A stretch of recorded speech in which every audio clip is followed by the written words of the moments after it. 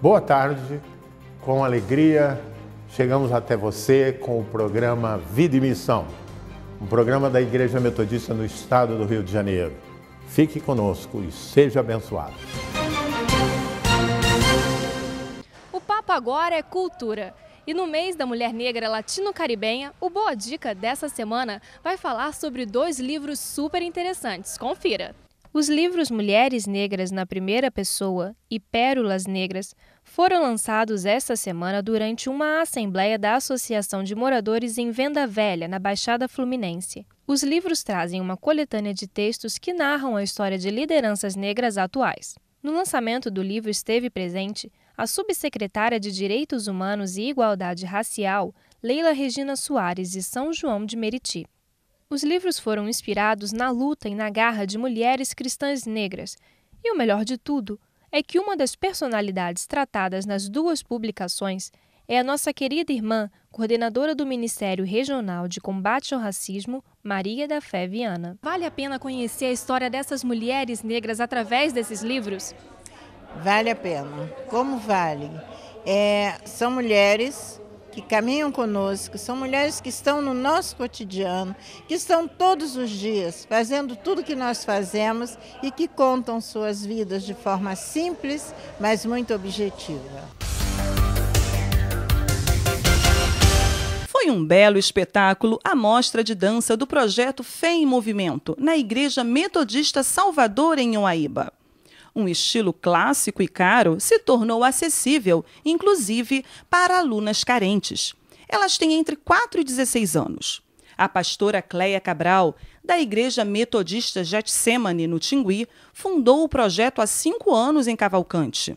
Hoje, são 70 alunas nas igrejas Getsemane e Salvador, em Uaíba. Os benefícios do balé são aliados ao poder libertador do Evangelho, mudanças positivas no comportamento e até avanços nos estudos. São alguns benefícios que o balé traz. A Igreja Metodista de Salvador, aqui em Uaíba, desenvolve o Ministério do Esporte e Lazer. Além do balé, existe o projeto Suderge Rio 2016, que oferece futebol, taekwondo e ginástica, inclusive para a terceira idade. O maior objetivo vem sendo alcançado. Através do esporte, muitas famílias têm uma experiência com o poder libertador do Evangelho. Estou aqui para fazer um convite especial a você e a sua família para estarem conosco numa das 35 igrejas que estão nesta área, ou seja, nesses 2 distritos. Se você mora em Realengo, você tem a igreja de Realengo, a igreja de Rio da Prata, a igreja de Curitiba, a igreja de Magalhães Bastos, enfim, e outras igrejas que você pode nos procurar e você vai ser muito bem acolhido juntamente com a sua família. É um prazer receber você, Deus te abençoe, Deus te ajude e venha somar conosco, vai ser um prazer trabalhar com você. E agora é hora de você ficar por dentro da nossa agenda metodista. Anote aí! Jovens e juvenis da Igreja Metodista em Santa Bárbara convidam você para participar do Culto da Juventude hoje, às 7h30 da noite. O preletor convidado é o pastor Carlos Henrique Onofre, da Igreja Metodista em Irajá. Hoje também, os jovens da Igreja Metodista da Rocinha realizam o Culto da Juventude às 7h30 da noite. A Igreja Metodista em Coelho Neto comemora 70 anos e quer celebrar com você. Participe do culto de aniversário hoje às 7h30 da noite. Anotou? Agora é só comparecer.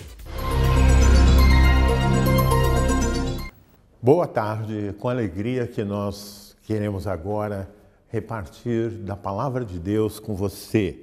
No Salmo 116, começando no verso 6, que diz assim: O Senhor vela pelo simples, achava-me prostrado e Ele me salvou. Volta minha alma ao teu sossego, pois o Senhor tem sido generoso para comigo. Pois livraste da morte a minha alma, das lágrimas os meus olhos e da queda os meus pés. Andarei na presença do Senhor na terra dos viventes. Eu cria, ainda que disse, estive sobremodo aflito. Eu disse na minha perturbação, todo homem é mentiroso. Que darei ao Senhor por todos os seus benefícios para comigo?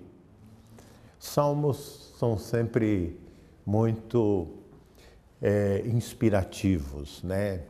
Falam ao nosso coração, mexem com as nossas emoções. Por quê?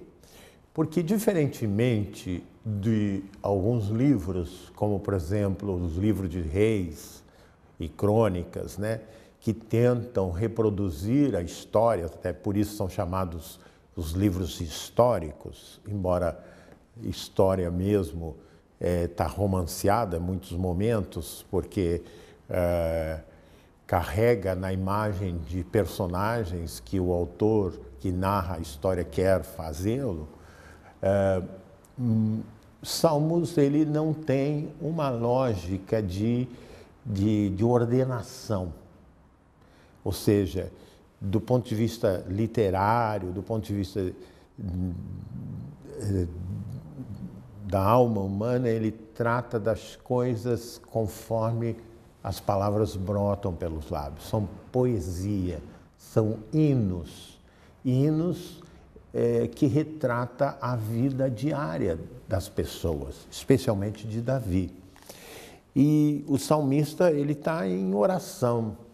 Então, aquilo que você vive, que eu vivo, que quando nós somos, diríamos assim, assaltados, eu não estou dizendo aqui assaltados no sentido de ter um ladrão, mas tomados de temor, de susto com uma situação inesperada, né? Você chega em casa e você, diante daquilo, você não sabe como agir, você é crente em Jesus, você ajoelha e você ora e você pede a Deus o livramento, você está no mesmo espírito do salmista, porque os salmos são verdadeiras orações, e muitos deles orações cantadas, né? Ele diz assim: o Senhor vela pelos simples. Eu estava prostrado e Ele me salvou. Quem não teve ainda essa experiência de estar assim, desanimado, triste, depressivo, não é? E aí chega um servo de Deus, uma serva de Deus, uma irmã, um irmão, e você está abatido, abatida, e ele põe a mão no seu ombro e diz: estou orando por você. Aquele toque, né? Aquele toque traz assim um alento espiritual. E a primeira mensagem que a gente recebe quando Deus usa uma pessoa para nos tocar num momento de tribulação, num momento de luta, a primeira coisa que nós recebemos é uma motivação e a convicção que não estamos sós, que você não está sozinho, não é? Quer dizer, do mesmo modo, por exemplo, eu gosto de recordar o desabafo de Elias até o ponto de se esconder na caverna. Ele faz o seu lamento perante Deus, ele diz: eu cumpri o teu mandato, eu profetizei, mas agora eu estou só, não é? E ele havia até pedido a morte: Deus, me leva, porque já cumpriu minha tarefa, não estou aguentando mais, né? Então, essa sensação de que no meio de uma situação difícil, ninguém está interessado em você, às vezes é até uma tentação do adversário de nossas almas. Então, alguém que vem ao nosso encontro e nos abençoa, não é? Você, quizás, já foi usado para abençoar terceiros, é a sensação do salmista, não é? Quando ele diz, o Senhor vela pelos simples, eu achava-me prostrado, você pode dizer, eu achava-me deprimido e o Senhor me salvou. A presença de Deus é extremamente necessária 24 horas por dia, mas nós só nos damos conta disso quando vem a tribulação. Aí nós vamos na reunião de terça-feira de oração, nós botamos o nosso nome na lista para orarem por nós, não é? Porque no dia a dia nós corremos daqui para lá e tá tudo bem, então você até lembra de Deus, tem uma rápida oração na hora da refeição, mas quando o problema surge, você vira crente devotado. Essa é a grande realidade da alma humana. Não é só você, eu também. Frequentemente nós nos surpreendemos como é que nós despertamos para a fé diante da dificuldade. Às vezes o pastor vem me dizer, bispo, está difícil, eu não estou conseguindo lidar com tais e tais problemas, está muito complicado, minha família está sofrendo. Aí eu viro para ele e digo, dá graças a Deus. Ele diz, bispo, como é que eu vou dar graças a Deus? Está doendo. Eu digo, dá graças a Deus, porque foi isso que fez você vir aqui, para que eu ore com você, foi isso que faz você jejuar, faz você ler mais a palavra, faz você orar mais. Então você acaba, em meio à situação difícil, você acaba sendo abençoado. E eu não posso me estender muito, e ele termina o texto que eu separei, dizendo assim, que darei ao Senhor por todos os seus benefícios para comigo. É muito comum nós fazermos propósitos, né? Fim do ano é sempre uma época de propósitos, né? Propósito de emagrecer, propósito de abrir uma poupança, botar um dinheirinho na poupança, enfim, vários propósitos, né? Mas a gente esquece. Quase a maioria dos propósitos feitos no final do ano não duram um mês. Depois de um mês a gente já esqueceu o propósito, né? É que nem a dieta da segunda-feira. Segunda-feira tem toda semana tem uma segunda-feira, né? A gente só não diz qual a segunda-feira. Por que eu estou dizendo isso? Porque ele traz à memória o fato de que a vida que temos, o modo que vivemos é fruto da misericórdia de Deus. E ele recorda isso. Porque nós, seres humanos, se alguém faz alguma coisa ruim para nós, nós ficamos focados naquilo. Não importa se aquela mesma pessoa fez 10 coisas boas antes para nós. A gente não lembra das 10 coisas boas, a gente só lembra do problema, ou da ofensa, ou do conflito. Assim é a natureza humana. Nós esquecemos dos benefícios. E essa é uma boa recordação. Deus nos tem dado salvação, Deus nos tem dado tantas bênçãos. Eu, por exemplo, a igreja, porque uma coisa que acontece é as pessoas dizerem, eu não vou mais à igreja, né? Isso é coisa do maligno instigando na nossa alma, né? Mas a igreja é um lugar de bênção, né? A experiência, somos todos carentes, a igreja é um grande abrigo, não só de salvação de almas, mas de comunhão, onde nós descobrimos socorro, onde nós recebemos bênção, onde pessoas ministram sobre a nossa vida. Então, a palavra do salmista fica para você. Não te esqueças de nenhum dos seus benefícios. A vida que você tem sinais da graça de Deus. Louve a Deus por isso. Deixe-me orar por você.